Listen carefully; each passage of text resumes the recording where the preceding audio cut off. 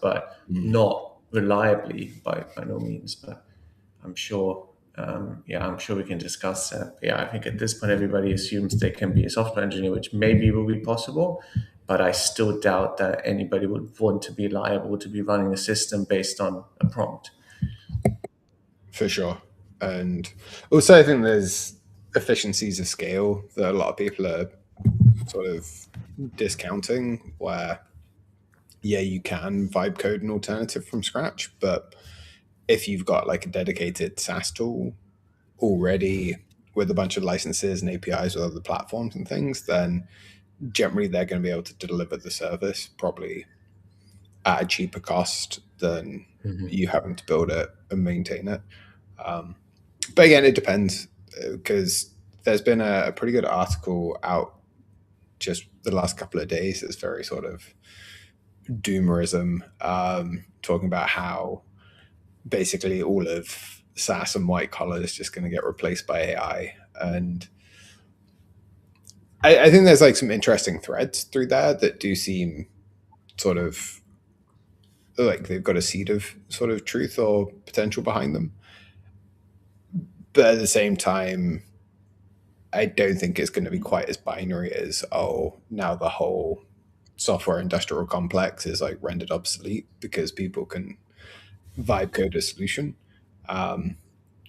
Will these software companies be able to maintain massive margins with like hundreds of seats or thousands of seats? Not sure, but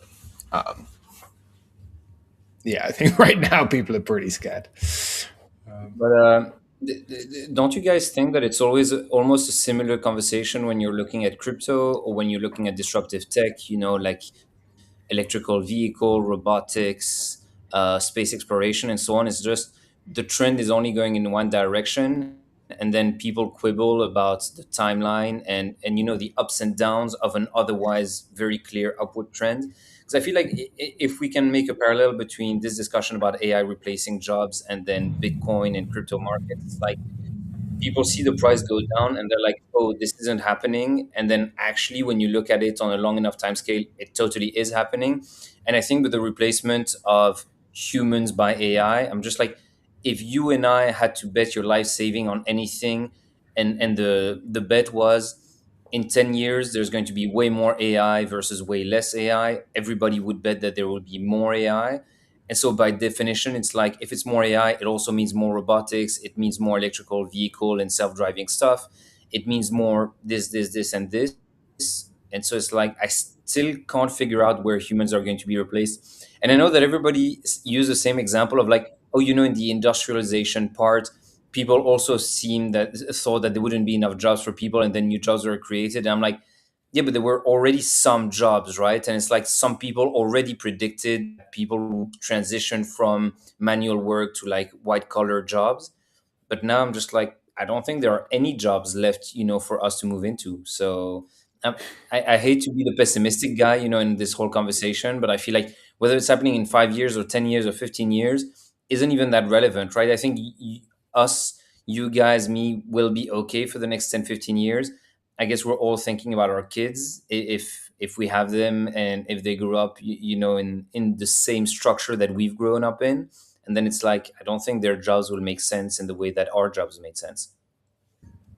I think an interesting parallel, I mean, not quite as deep, I might say, but I've just read this morning because the next sort of wave of stocks that had been replaced is Visa and MasterCard, because essentially and apparently AIs are just going to be using stablecoin rails, which is an interesting one and potentially true. But then I think this is very nuanced, right? And the question ultimately will be, well, if you tell your agent to book your holiday, it will come down to human incentives, because obviously the AI knows these incentives and he will know to leverage them. To some extent, you'll be like, well, hang on a minute, actually, you don't need to do all this because it's not worth it. So there's this entire, I guess, positive feedback that these reward programs sort of create. But then at the same time, for a lot of people, if they're re-ramped, there's actually a lot of utility in bundling these payments and having it all done for one credit card, that sort of stuff. So I think yes, everything is going to go through AI. There's going to be a fair degree of ultimately things being replaced. But I think this binary view is quite a weird one. And I think at this time, probably legal is going to save everybody's butts in the sense that it will come down to recourse as to what can an agent do or not. And so ultimately, I think just from that perspective, if you think about how much of a complex issue that is, if your social media is taken over by an AI and then it hallucinates, or maybe not, even maybe it just forgets the sort of political cap that it should be wearing at all times, right? And then sort of creates a lot of damage. Who will ultimately pay the cost of failure, and who will assume tail risk in that scenario? And I think that's what it comes down to. So there's still some levers in a way where white collar, blue collar jobs more than anything anyways, but white collar jobs can be saved. But they will certainly be very, very different. So will be not so much knowledge driven, or you can make the case that it will be more knowledge driven. I think what I'm lacking is the imagination at this point to see what that might look like. But it is still fascinating, and I doubt that there's going to be this one company that suddenly can run, or few companies that can suddenly run everything. Would love to hear your thoughts as well, because this is one that I can't really wrap my head around at this time. Just a couple of points on that. I don't think there'll be sort of a couple of or a handful of companies running everything, just because the world is so messy, so complex, so chaotic. There's lots of businesses that are very slow to adopt even modern day processes. And so to think that every, especially like SME, is going to just instantly adopt the sort of cutting edge AI solution that is coming out of Silicon Valley, I think is a bit of a stretch, because even in Hong Kong, for example, the way a lot of companies still run is just using like handwritten receipts and invoices and things like that. And they can still operate, and they haven't really felt a need or an urge to be modernized in any drastic way. And so I do think it's just going to take time. And like you said, there's the biggest barrier to all of this will be regulation, at least in the West, where you have a lot of hoops to jump through, especially with publicly traded companies and accounting practices and unions in the US, for example. And so there's going to be lots of barriers to any kind of rapid adoption across the board. And especially so with government as well, because by design, governments are generally quite slow to be changed and updated, which can be a good and a bad thing. It's bad for efficiency, but good to mean the country isn't just sort of whipsawing every 4 years because a new admin can just come in and change everything. It's sort of slow by design to reduce a lot of volatility, even though it feels pretty volatile under the current admin. So I think all of those factors will just mean this adoption is probably just slower than people might first imagine. But I think it will still generate hugely profitable outliers. And so I do think there will still be this sort of concentration of success around a handful of players, even though there'll be this long tail of sort of slow or almost non-adopters. And reading things like the 2028 Global Intelligence Crisis article, the one thing he was saying that is still doing well is the sort of token issuers and producers and all the companies that facilitate that. So things like the chip producers, the model providers, and again, it's probably confirmation bias on my side, but that's kind of how I'm positioning my sort of equity allocation. It's more on still a picks and shovels kind of play for AI. Unfortunately, sort of sidestepped software for now. I'm not sure how you guys are playing it or what you think. I just wanted to, I mean, we can totally talk about how to allocate, but I just wanted to add 2 points to what you were saying, in terms of the impact for AI. And I'm totally not even disagreeing with you. I'm just kind of adding that for color. But I think there's two things. You gave an example of the company in Hong Kong that's still using paper receipts and still kind of operating. But I would suspect that they've already felt some kind of displacement, as in, I don't think their business is as profitable as if all the technology and neobank stuff didn't exist. Do you know what I mean? So it's like they're still operating there, and of course they have like massive balance sheets and investments and operations and relationship and workforce. That means that they have a certain momentum. But I'm sure that part of the market share was taken by guys like Stripe, Revolut, PayPal, Wise, and so on. And of course, they're not necessarily competing exactly on the same market for exactly the same customers, so it's not as apparent as one would want, but I think it's still there, right? And I'm like, you and I, we don't go to like super traditional banks, except maybe HSBC, because that's kind of like the first place that you go to when you need to open a bank account in Hong Kong. Maybe Standard Chartered, maybe Citi, and that's kind of it. And then there's a lot of smaller, like more traditional ones that are kind of losing their grasp on the market, right? And so I think when it comes to AI and like companies, it's like it's not really necessary for the big ones to adopt AI fast, because in any case they're going to lose market share and start being displaced by new companies that will be made of very small teams that are able to move very fast and offer a superior quality of product and customer service and efficiency at a better cost and so on.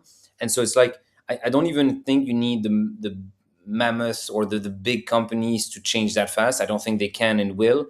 I just think capitalism and the invisible hand of the market is going to do its work and shove those guys aside. Maybe not in a year or two, maybe it will take 10 or 20 years, but it's happening. And in the meantime, you'll have like smaller companies that are way more efficient that will grab market share. That's one. And then the second, with regards to the whole legality or regulation, kind of saving human jobs, I actually wouldn't have even a contrarian view. Again, I'm not talking about the next 2 years, but maybe the next 5, 10, or 20 years. But I'm like, I think there's a lot of things that are going to be a lot safer because they're using AI and not human, intelligence or interference. And so actually, I think regulators will at some point make it even more required to use AI versus humans, right? Same thing with the whole thesis about full self-driving, for Teslas and Waymo. I'm like, as soon as you can reliably prove that they're safer than human drivers, I think it happens very quickly that regulators are like, we need to have this and we need to stop having taxi drivers, right? Not in Hong Kong. I think we care too much about the taxi drivers there to put them out of work, but in a lot of economies, right? And then it's that, and then it's MRI diagnosticians, and then it's surgeons because they do such a better job than blah blah blah, and then it just goes on and on and on. So yeah, that's it. In terms of how I'm playing it, I'm absolutely not playing it, so I have no advice on that front. It's all crypto for me, baby. It's a really interesting one, right? I do struggle with these implications because I mean I get it. So it would be on paper a lot safer, right? So if you're talking about driving, so that is probably one thing that I would still see. But we're getting to the medical case. That's when it gets interesting already, and it's interestingly no different to driving. But if you're thinking about, so what I'm still wondering is if, I mean, there could be two different worlds, right? There could be like a doctor AI world, right? And you just go and that's sort of it.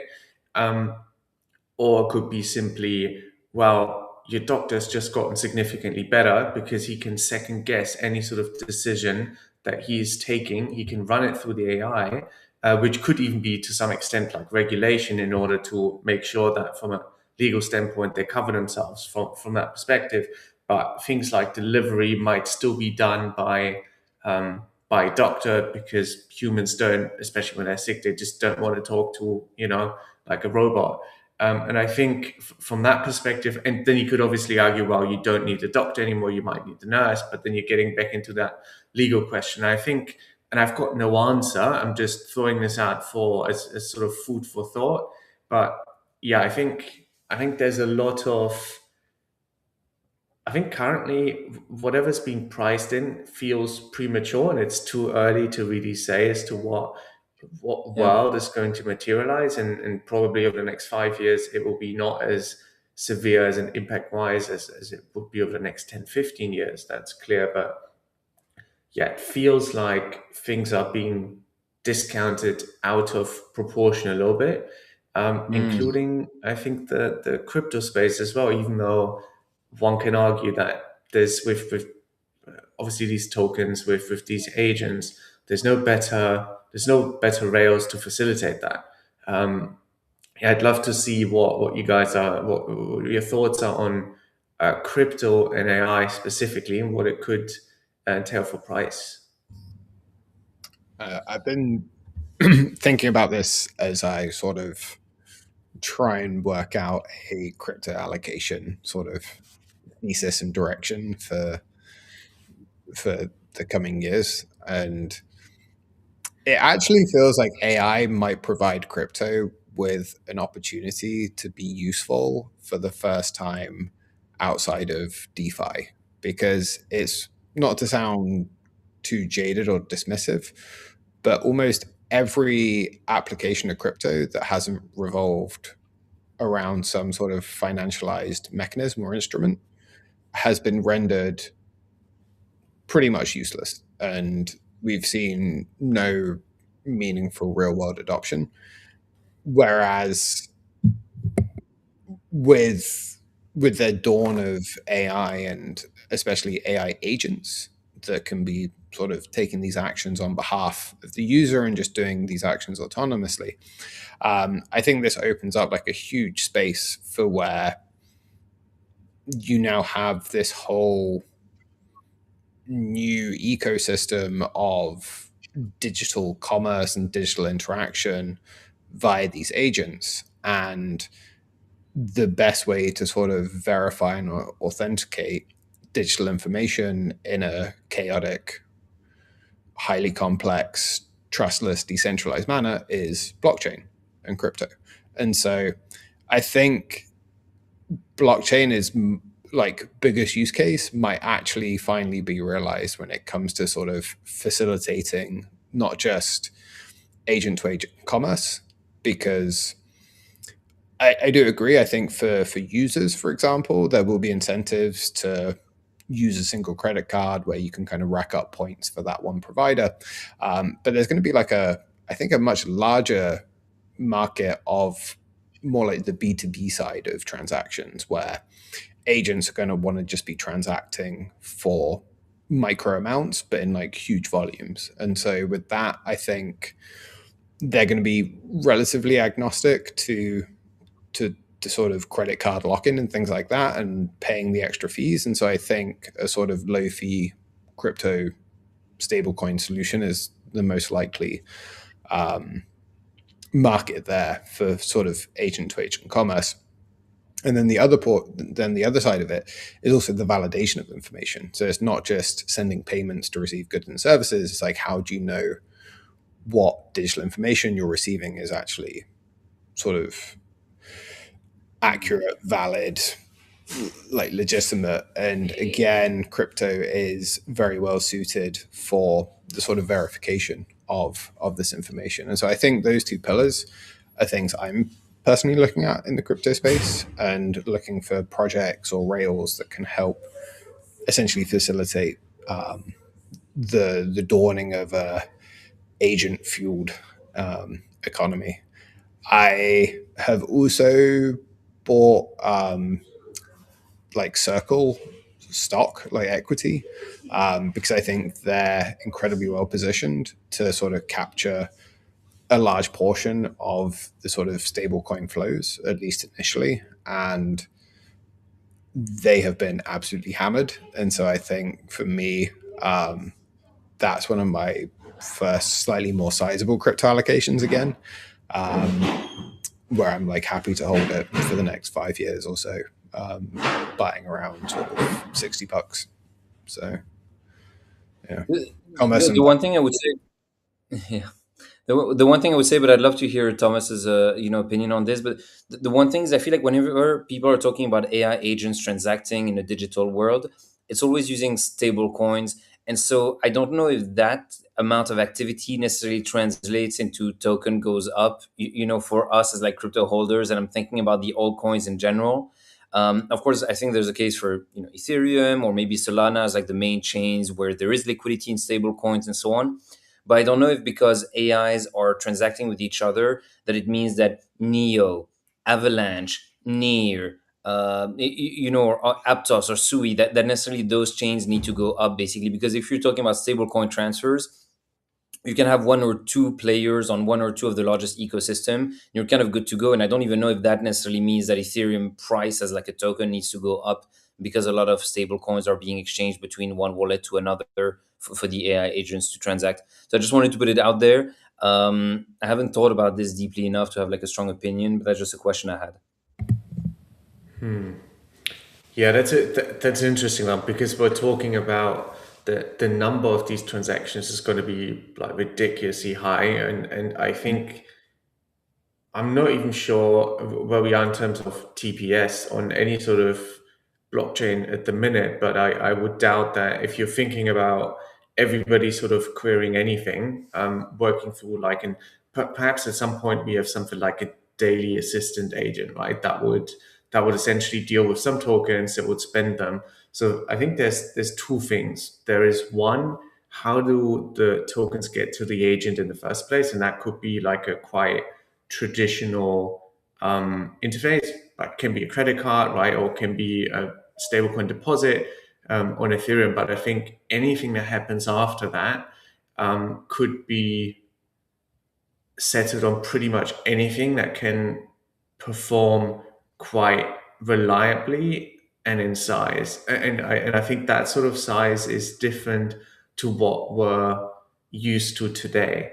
Because there's going to be so many different interactions, right? I think at some point now, I think people are starting to redesign and rethink things like UI, because all they effectively need to do is they just need to structure their information really well in order for the agent to be getting the information quite efficiently, because that way you might be able to, I don't know, like query Agoda more cheaply, and that's why the traffic's going to go to Agoda, because they can still get like a price indication of hotel prices, but they might not have to go. It's the same company, but they might not be, might want to go to Booking.com.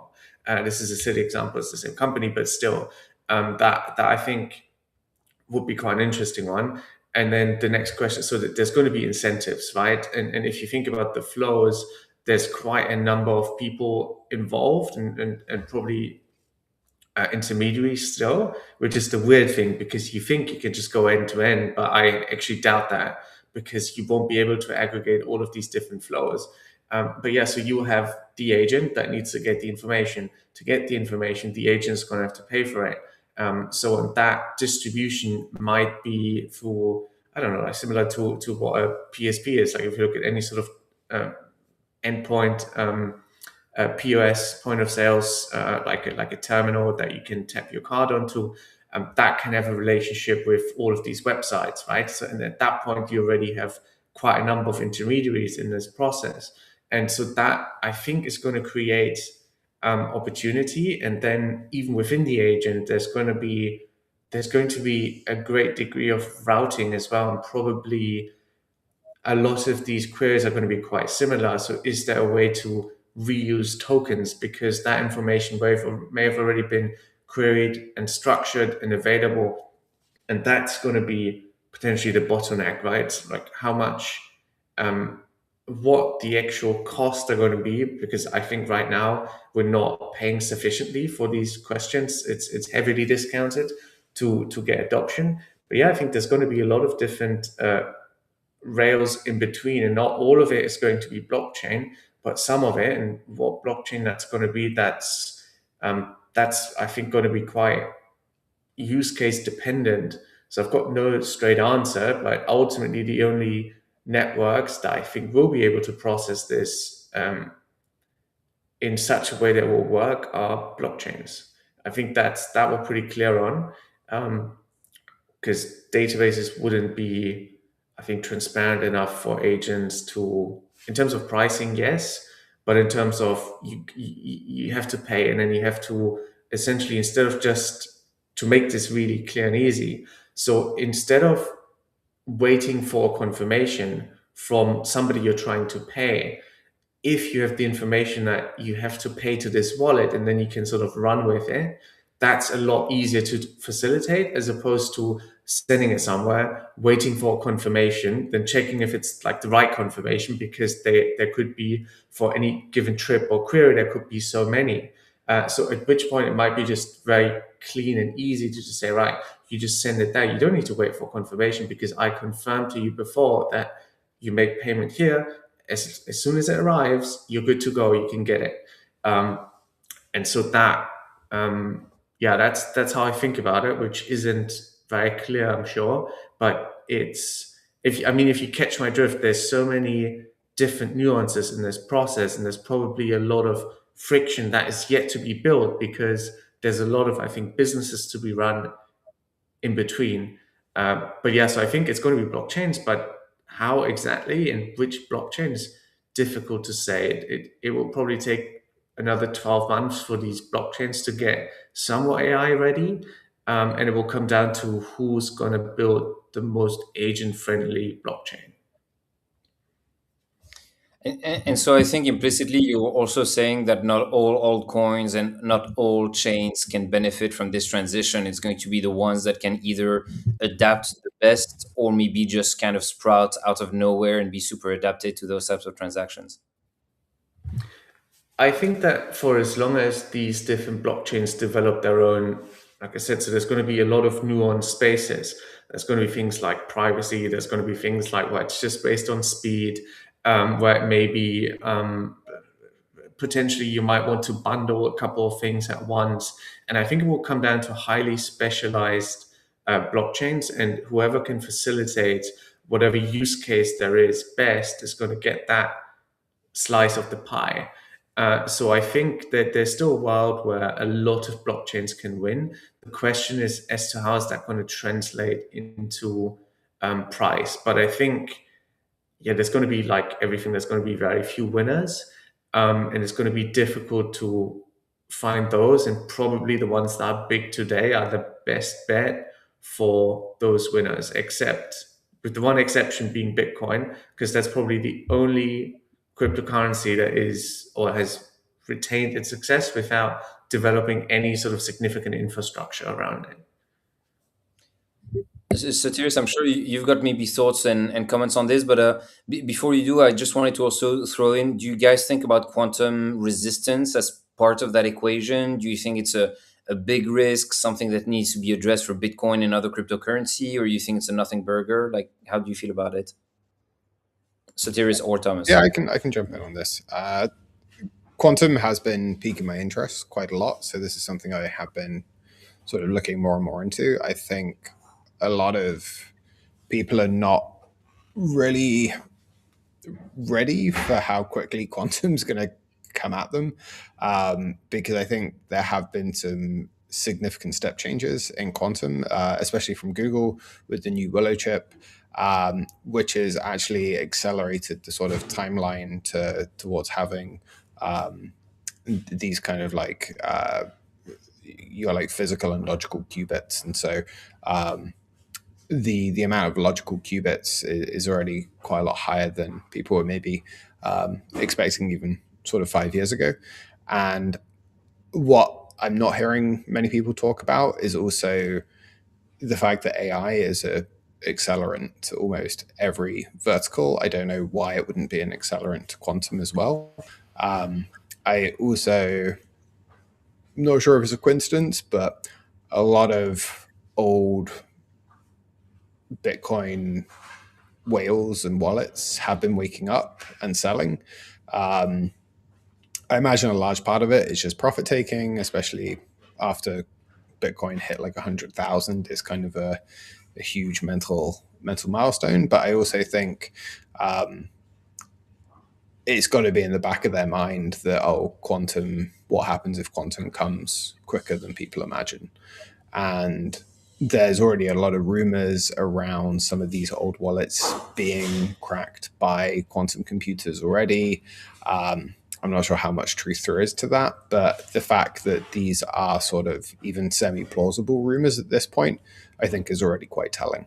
That even if sort of quantum vulnerability isn't here today, in 5 years, 10 years, I think it could be quite a real concern.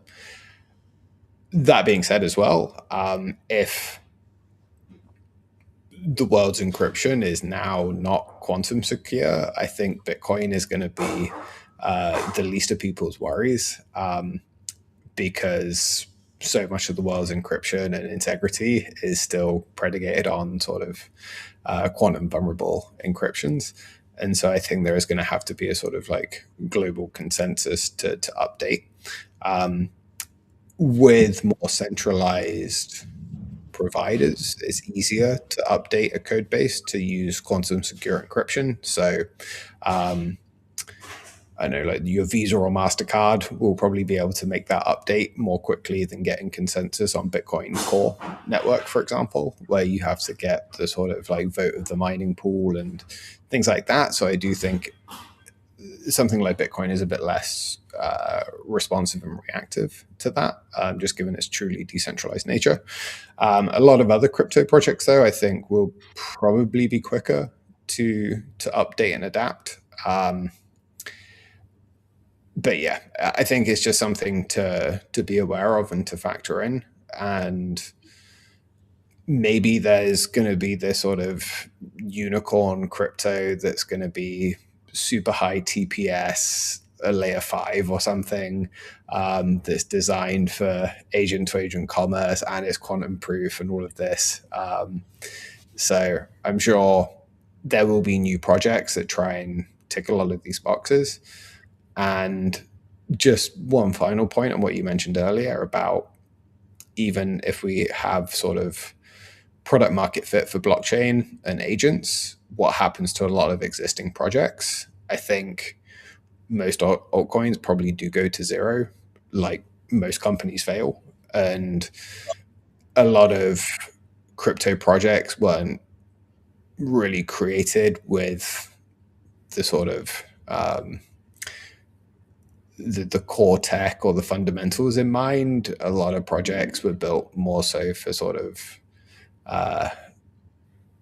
trying to make the founders rich and extract money. And so if you look at most of the tokenomics, they're all structured in a very sort of extractive way. And I'm not sure if that trend with existing tokens is likely to change. Will they have another pump? Probably. So from a trade, is probably worth a shot still, but long-term conviction, I have very little with the majority of crypto projects, whereas with equities, I think it's a lot easier to have that conviction, because you look at something like TSMC or Google or Nvidia or ASML, and you're like, well, these are companies who are fully locked in, committed, shaping the global economy. They do trillions, they facilitate trillions of dollars in the economy. Everyone has a vested interest in their success, versus what's happening with the Ripple founders just dumping another 100 million on bag holders' heads. It's like, it's quite different.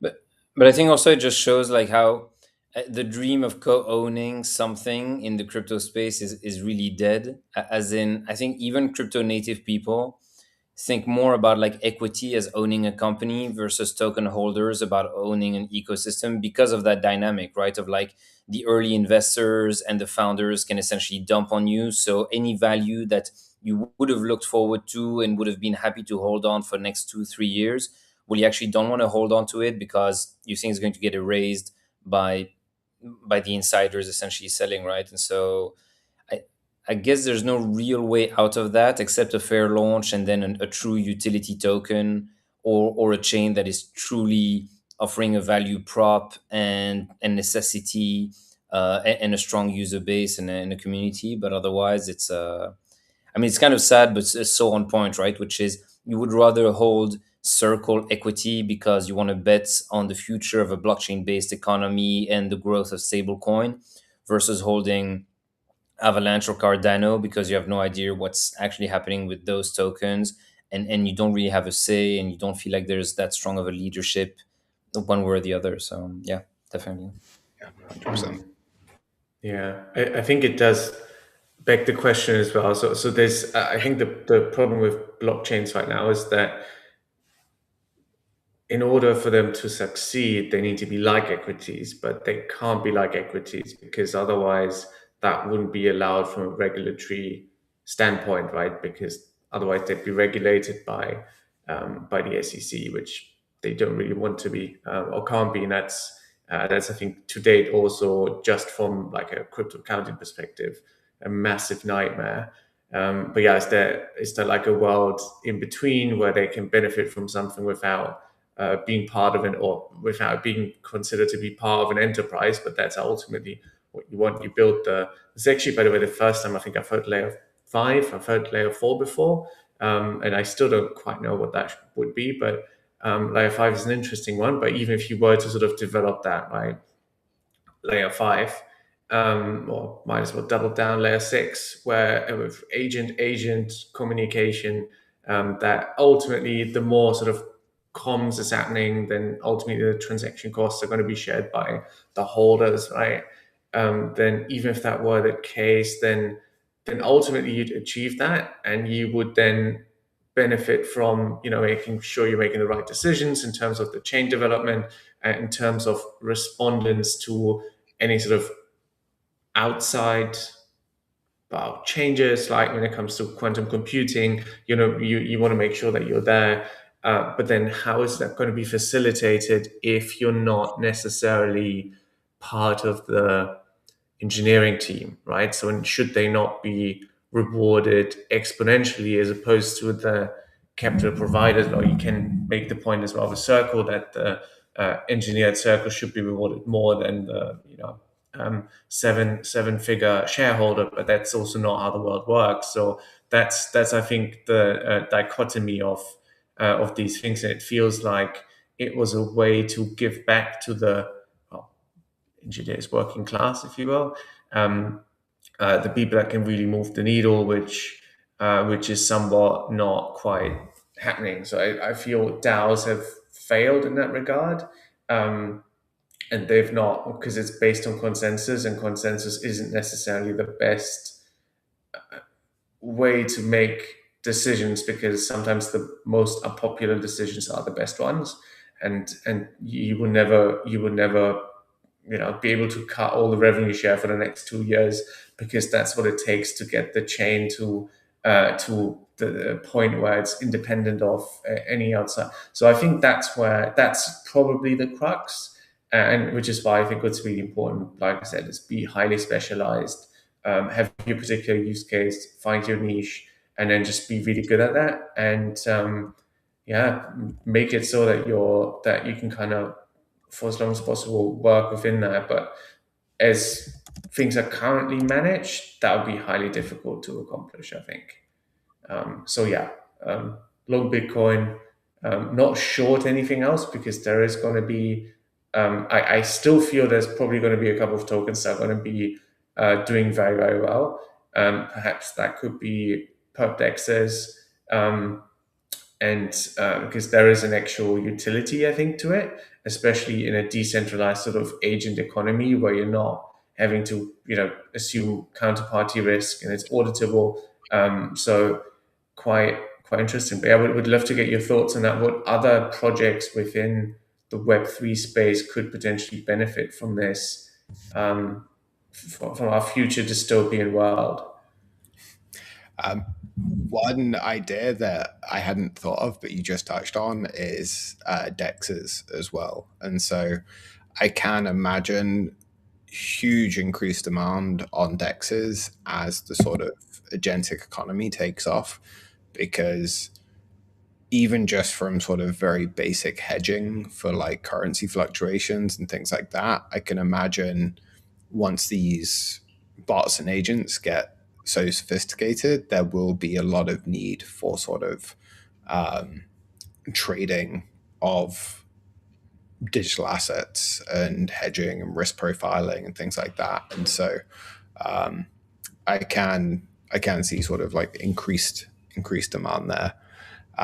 One other thing that I do think we'll see more of is sort of crypto companies and projects going more the sort of listings IPO route, where they won't necessarily launch a token because realistically most projects don't actually need tokens, but they can still be sort of highly profitable crypto based companies. It's just you don't need to launch a token for everything, and having a token can also hamper a project as well, because even if the project sort of shipping consistently and delivering good things and is like profitable for the project stakeholders, if you're in a bear market, the token is almost certainly going to go down, and then people have less faith in the project. And so for quite a few companies, it might actually be a better approach just to go sort of direct listing if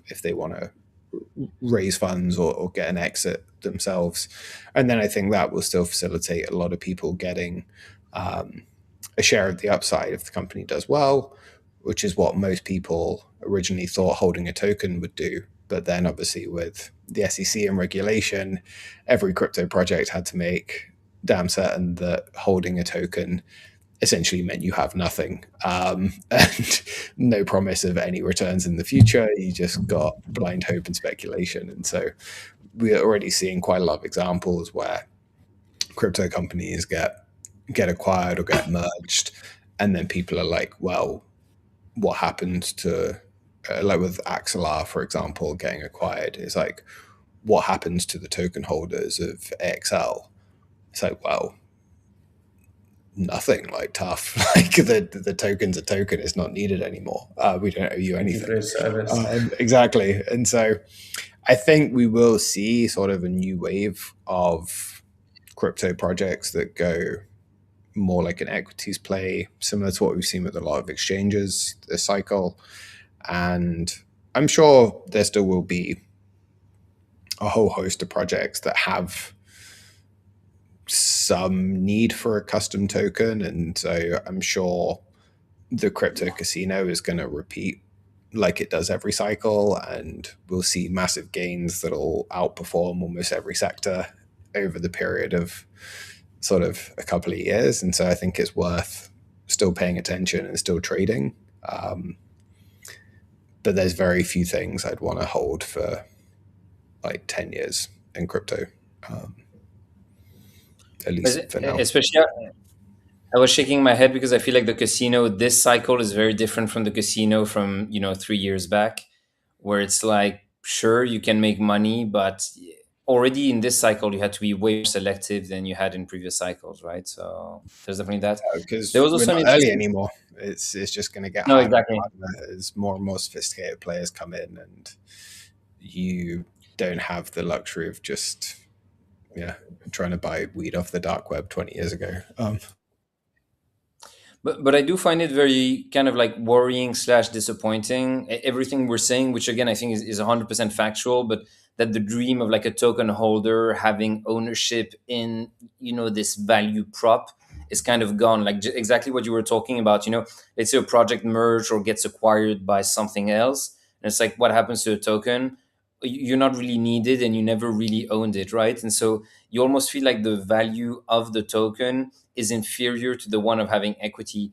And there was a very interesting post that I did not read to the end, so I don't know what the full conclusion was, but Hasib at Dragonfly was essentially mentioning how even to this day, all the contracts they have on the investment side are done with paper contracts, like signing a legal recourse, a jurisdiction, an entity, and so on.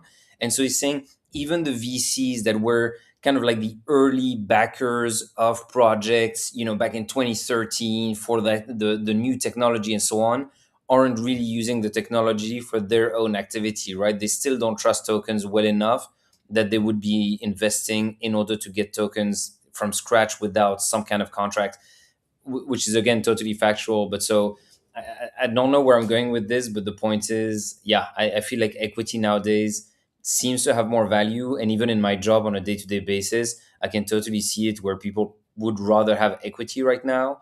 A lot of projects are looking to list, like to IPO, which is not as easy maybe as a lot of people would think, right? So I don't think like small token projects can list because they're revenue generating and so on, just like most companies can't list.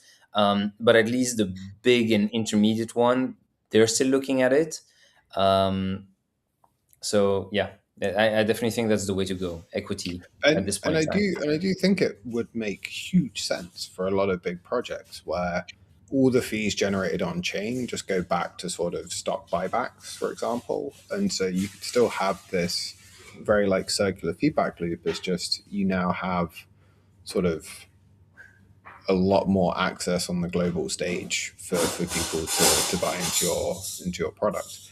Because as well, like crypto is still like a relatively niche market, and if you compare that to the sort of size of the equities market, where you've got huge sort of pension funds and sovereign wealth funds who can allocate, it's a lot easier for them to allocate into equities and commodities than it is, I don't know, buying AVAX on chain. And I guess we saw the rise of the DATs this cycle, but I think a lot of those haven't been particularly well structured, where you actually get more exposure to the underlying token as opposed to just like some weird share issuant dilutive loop. So I feel this cycle has just been very, very messy. And also I think with Trump coming in, that really shook a lot of things up, because it felt like, oh, suddenly we're back in the sort of like wild west of crypto, and there's no laws and regulation, and so it feels like the whole space has been sort of shaken. And it might take a few years for the dust to sort of settle, people to work out what seems like a good move forward. But what I would say though is that everything we've discussed, I think, like you said, will there be more AI in the future? Almost certainly. Will there be more blockchain in the future? Probably, purely because of the AI side of things. And so I think as a sort of directional bet or something to be paying attention to, I don't know, for me it's like AI, robotics, crypto, energy. They all seem like they're sort of like pointing in the right direction of the future. And yeah, I guess you just gotta make sure you don't mess it up too badly along the way. It's a lot easier said than done to make money, even though you're directionally correct. But yeah, we'll see. I think that might be the worst, is like to be right but not to monetize on it in the best way possible, which is often the case, I guess. Guys, I have to hop off in a few minutes. Maybe to wrap it up with our usual session, Tom, Soterius, is there any token or equity? I think we have to open it after the discussion we've just had.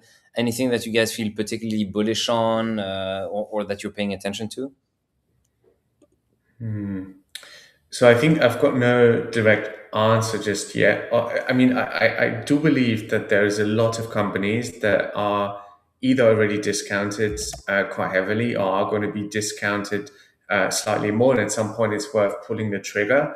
That would be probably not just software, but anything that at this point is being punished for AI innovation that's happened. And I think ultimately it comes down to the moat, and ultimately comes down to, if we're talking software, is it easy to vibe code a portfolio management tool? Yes. Is it hard to maintain it? Yes. Is it probably economical for like three of us to be having our like different self-coded portfolio management tools. But maybe if you're talking about a certain sort of amount of work, then maybe. But in terms of our personal time, probably not.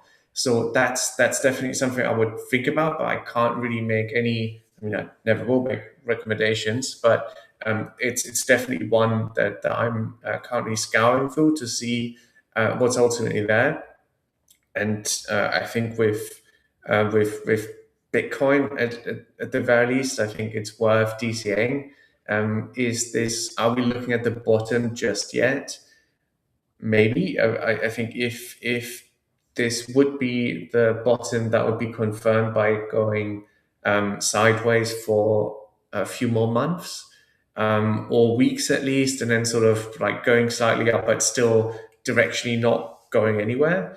And yeah, so that's those are probably like two things I'd be looking at. Anything that's being punished by AI, outsized, and start looking at Bitcoin. I think gold is quite overvalued.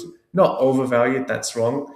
But it's a very crowded trade that I wouldn't want to short either. But I think eventually it feels very crowded, and at that point it's probably worth not pursuing it. I don't know. Maybe next week we'll go to $10,000, and I'll be completely wrong. But it's one that I'm watching, and that's what I'm looking at the moment. For me, I think Satiris? Circle's probably worth a punt at these levels. Kind of discuss like it seems like an easy way to try and bet on stable coins. I do think sort of Plasma and ENA might be some like good on-chain stablecoin plays. They've both been massively hammered. So could they still keep crashing? Almost certainly. But again, if you're looking from sort of like top to bottom retracement, they're already sort of 80, 90+% down. I'm increasingly bullish on Hyperliquid. So I think Hype is looking like a pretty nice buy, even around these levels at like $26. Another one that is maybe worth looking at that's like somewhat new is a CC. So it's Canton. It's like a SEC approved tokenized securities backed by Howard Lutnick. He seems like a bit of a fucking snake and shit person all round, but if he's behind that and he's got the ear of the admin and you're looking at the price action of how it's been the last 3-4 months during a market-wide sell-off, and it's been pretty much up only, I think is very telling of the people who are behind it and who have a vested interest. As well, it also has a token buyback mechanism similar to Hyperliquid, and doing a similar volume of token buybacks as Hyperliquid, even at this stage, I think makes it one to sort of at least keep an eye on. And then just very finally, I think Bitcoin is worth a bid at some point. Maybe it's in the 40s, but who knows? That's cool. I'll finish off by saying I think we're all bullish Bitcoin at these levels, which is very interesting. There's definitely signs on chain that you have like whale addresses, like whale wallets actually accumulating Bitcoin, which is kind of weird because you wouldn't expect that necessarily in this environment. But so apparently like crypto native, long, sophisticated entities, they're willing to buy at these levels. Not to say that they don't have more dry powder and maybe they're averaging in themselves and expecting further downside, but wanting to take a nibble here and there. But I think that's very interesting when you see the ETF, having negative flows, so like people exiting it and people feeling so bearish and bringing up so many reasons why Bitcoin might be dead. To me, that always feels very good because it feels like this kind of great opportunity to average in at discounted levels. Quick note, Canton, also bullish. Unfortunately, I bought it at TGE and then sold it for like essentially a zero profit and then watch it go up and up and up. Interesting tokenomics. So basically, there are no like big investors that are holding the token. It's mainly the team, and they're not selling their own token. So it feels like it's going to perform very well, and it's probably why it's performed against all odds in a bear market. So interesting one to see. Guys, I have to hop off for a call, duty calls, I guess. Thanks so much, and I guess I'll talk to you not next week, but in a week more, right? We have a call plan for next week, but I think we can push it back to the week after. Perfect. All right. That's it. Talking a couple of Guys, weeks. Sounds See you good. later, guys.